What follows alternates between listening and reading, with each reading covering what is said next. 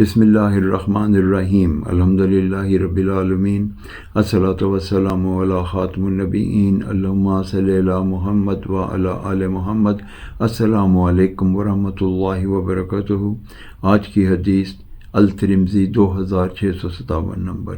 حضرت عبداللہ بن مسعود رضی اللہ تعالی عنہ کہتے ہیں کہ میں نے نبی کریم صلی اللہ علیہ وسلم کو یہ فرماتے سنا کہ اللہ تعالیٰ تر و تازہ اور خوش رکھے اس شخص کو جس نے میری کوئی بات سنی اور جو میری بات سنی اسے ہو بہو لوگوں تک ویسے ہی پہنچا دیا، کیونکہ میری بات یعنی حدیث جب جن لوگوں تک پہنچتی ہے ان میں سے زیادہ لوگ ایسے ہوتے ہیں جو پہنچانے والے سے زیادہ توجہ سے سنتے ہیں اور محفوظ کرنے والے ہوتے ہیں۔ السلام علیکم ورحمۃ اللہ وبرکاتہ۔